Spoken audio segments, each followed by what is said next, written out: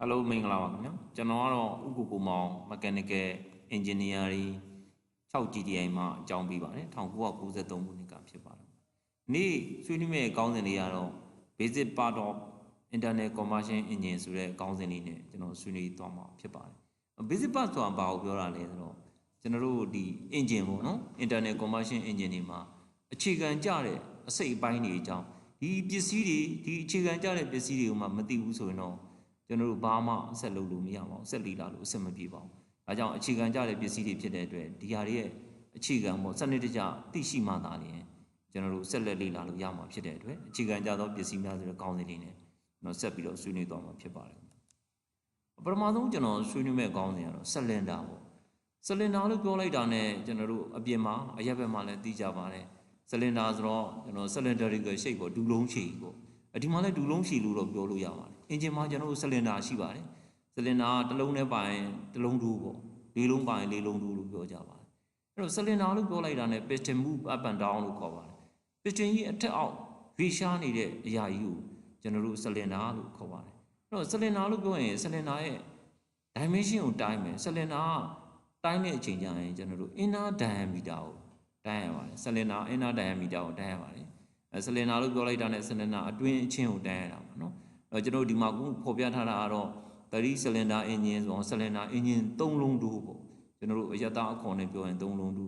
4 cylinder engine လို့ပြောရင်ဒါ cylinder 4လုံးတူ engine လို့ပြောလို့ရပါတယ်ဒီဘက်မှာဖော်ပြထားတဲ့ပုံကတော့ကျွန်တော်တို့အဲ့ဒီ cylinder ရဲ့အတွင်းအချင်းကိုတိုင်းတာတဲ့နေရာမှာကျွန်တော် micrometer နဲ့တိုင်းတာနေတဲ့ပုံပဲဖြစ်ပါတယ်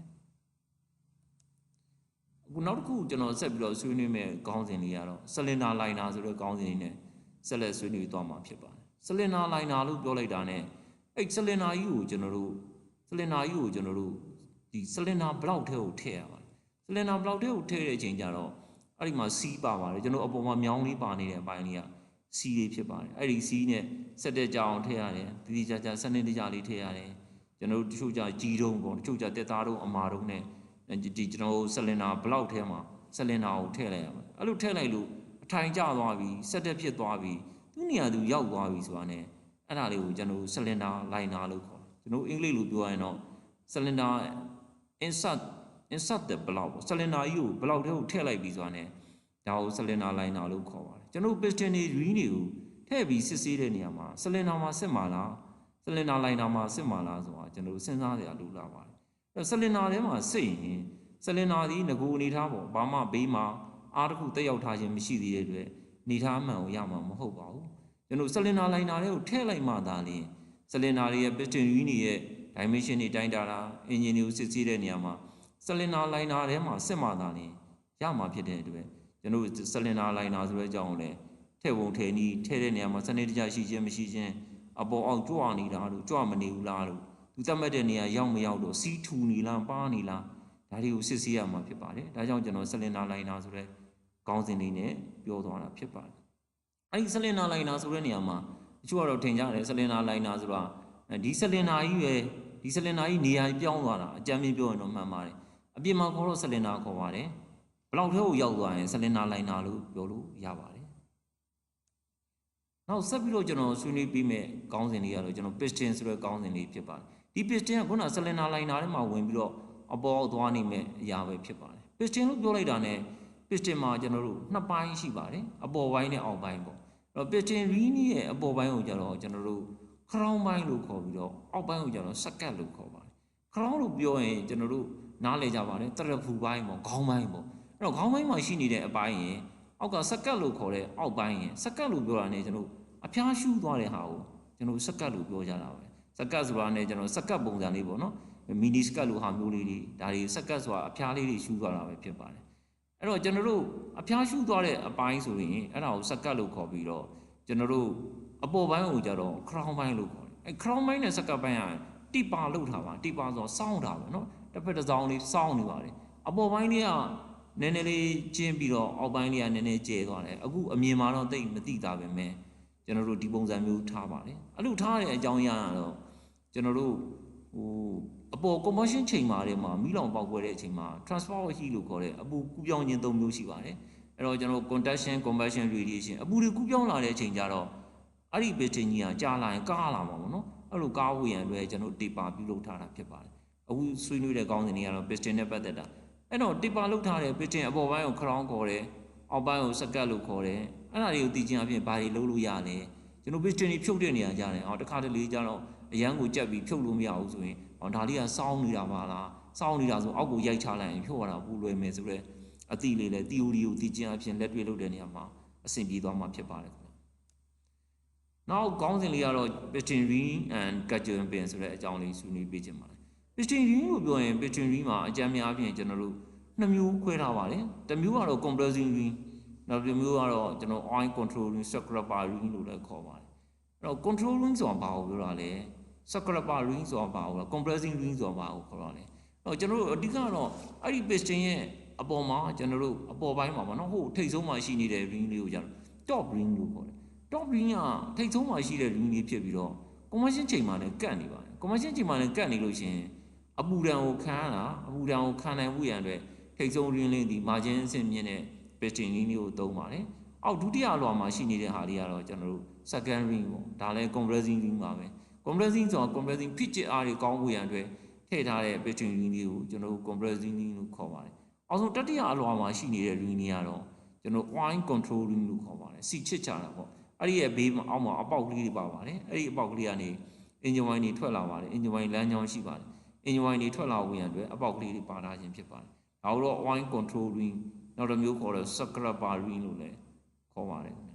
်နောက်တစ်ခုကတော့ကျွန်တော် gudgeon pin ပေါ့ gudgeon pin လို့ပြောရတယ်အခုပေါ်ပြတဲ့အတိုင်းကျွန်တော် small arm ထဲမှာ gudgeon pin လေးက hollow လေးနဲ့ရှိနေပါတယ်ဒါဒီ movie လှုပ်ရှားနေတဲ့အပိုင်းနေအဲ့ဒီစုံချက်ပေါ်မှာ gudgeon pin ပေါ်မှာမှအဲ့ကျွန်တော် small arm ပေါ်မှာမှကျွန်တော်တို့ဒီအောက်မှာရှိနေတဲ့ fly wheel တွေအောက်မှာရှိနေတဲ့ crankshaft တွေရဲ့လေပတ်မှုတွေဟာအဲ့ဒီ small arm လေးပေါ်မှာမူတည်ပြီးကမှ piston လေးအတက်ဆင်းပြုလုပ်သွားမှာဖြစ်ပါတယ်ခင်ဗျာနောက်ခေါင်းစဉ်တစ်ခုနဲ့ဆက်ပြီးတော့ဆွေးနွေးရရင်တော့ connecting rod အကြောင်းလေးကျွန်တော်ဆက်ပြီးတော့ဆွေးနွေးပေးခြင်းပါတယ် connecting rod ဆိုတာဘာလဲ connecting rod ဆိုတာအပေါ်မှာဖော်ပြခဲ့တဲ့ piston 1 2 3 1 2 3 4 5 1 2 3 4ပေါ့နော်အဲ့ဒီမှာတော့နံပါတ်အနေနဲ့ဖော်ပြထားတာအဲ့နံပါတ်2ဆိုတဲ့အပိုင်းလေးက connecting rod ကိုဖော်ပြခြင်းဖြစ်ပါတယ်နံပါတ်2စီ connecting rod နံပါတ်1ဒီကျွန်တော်တို့ piston ကိုဖော်ပြခြင်းဖြစ်ပါတယ်နံပါတ်1က piston ဖြစ်ပါတယ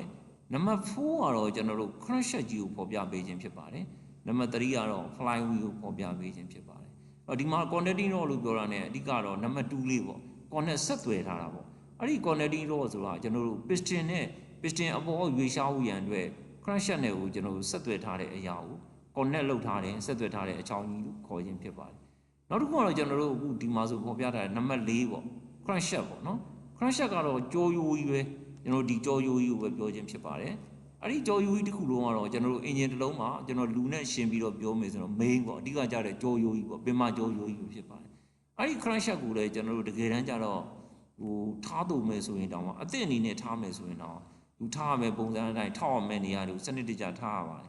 နောက်တစ်ခုကတော့ကျွန်တော်တို့ engine နဲ့ပတ်သက်လို့တကယ်လို့များပောက်ကွဲမှုတွေမှန်မှန်ကန်ဆိုအဲ့ crankshaft တွေ deflection ဖြစ်သွားတတ်ပါတယ်အဲကြောင့် crankshaft ဆိုသည်မှာကျွန်တော်တို့အရေးအကြီးဆုံးပေါ့ engine တစ်လုံးရဲ့အဓိကကျတဲ့ကြောရည်လို့ပြောလို့ရပါတယ်နောက်တစ်ခုကတော့ကျွန်တော်တို့ fly wheel ပေါ့ fly wheel ဆိုတာအားထိန် B ပေါ့နော်နံပါတ်3ပဲဖြစ်ပါတယ်အဲ့နံပါတ်3လေးကတော့ကျွန်တော်အားထိန် B လို့ခေါ်ပါတယ်အဲ့ဒီအားထိန် B မှာကျွန်တော်ဘေးမှာ pinion အစိတ်ကလေးတွေပါတယ်အဲ့ဒီ pinion အစိတ်ကလေးတွေကတော့ကျွန်တော်တို့ဒါကိုကြည့်လိုက်တာနဲ့